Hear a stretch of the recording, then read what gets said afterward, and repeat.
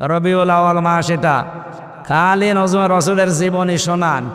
কি শুনবেন রসুলের জীবনী?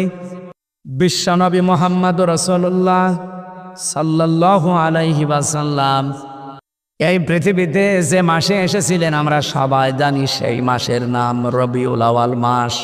হয়তো মতান্তর আছে তার জন্মের তারিখ নিয়ে, কেউ 9 তারিখ, কেউ 12 তারিখ বলে। আমরা যেহেতু ওই সময় ছিলাম না, ঐতিহাসিকদের লেখা পড়ে আমরা এতটুকু জানি 12 তারিখও সঠিক, 9 তারিখও সঠিক। আমার মনে হচ্ছে এখানে একটা প্রশ্ন আসতে পারে যে 2 তারিখে নবী জন্মগ্রহণ করলো কি করে? তা আপনি সঠিকটা বলেন তো দেখি। আমি যদি হাফেজ আব্দুল্লাহ সাহেবকে বলি যে 12 কত হলে হয়, উনি যদি বলে 6 আর 6 12 হয়, হয়নি? বলেন বলেন। হোসাইন হুজুরকে বললাম 12 কত হয়, বলছে 10 আর 2 12 হয়, হয়নি? আমার টার্গেট হচ্ছে জন্ম। রবিউল আউয়াল মাসে উনি এসেছিলেন কোন তারিখে, ওইটা আমার উদ্দেশ্য না। আমার উদ্দেশ্য এই মাসে আল্লাহ তাকে পাঠিয়েছেন, এই মাসটার ভেতরে কি আছে। রমজানুল মোবারকে যেহেতু কোরআনে কারিম আল্লাহ নাজিল করেছেন এই নবীর উপরে, রমজান তো আগেও ছিল, পৃথিবীতে কোনো মর্যাদা মূল্য কিছুই ছিল না, শুধুমাত্র নবীর উপরে রমজানে কোরআন নাজিল হওয়ার কারণে এত মর্যাদা বেড়ে গেছে। রবিউল আউয়াল মাস আগেও ছিল, কোনো মর্যাদা কোনো দাম মূল্য ছিল না। মুহাম্মাদুর রাসূলুল্লাহ এ মাসে আসার কারণে এ মাসটার দাম আমাদের কাছে অনেক বেড়ে গেছে। আর প্রশ্ন হচ্ছে শুধুমাত্র নবীর এই জন্ম রবিউল আউয়াল নিয়ে আনন্দ করলে হবে না। এই জন্ম থেকে শুরু করে 63টা বছর পার করে আবার এই রবিউল আউয়াল মাসেই তিনি ইন্তেকাল করেছিলেন। তার মানে পুরা 63 বছর এবার আপনাকে আগে জানা লাগবে।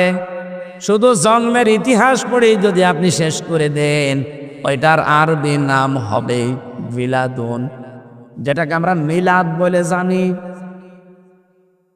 রবিউল আউয়াল মাস যেহেতু এখন এসেছে, অনেকে বিভিন্নভাবে পালন করছে। এই যে চট্টগ্রামের চনতি ময়দানে 19 দিন ব্যাপী একাধারে নবীর এই জীবনী আলোচনা হবে। সেখানে এক দিন এক একজনকে দিয়েছে।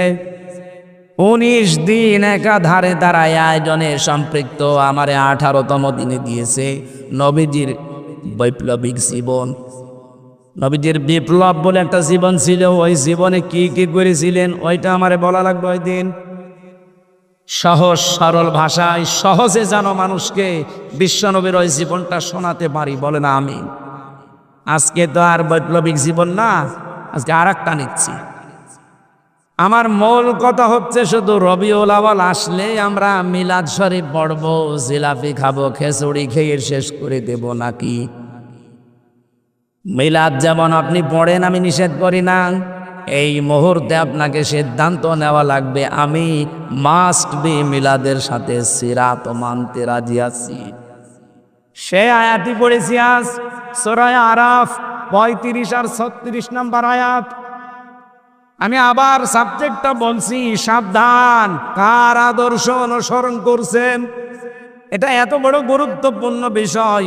মরণের পরেই যে 3টা প্রশ্ন, তার 3 নাম্বার প্রশ্ন এইটা। বিশ্বনবীকে আপনাকে দেখিয়ে বলা হবে মান হাজার রজুল, এই লোকটাকে।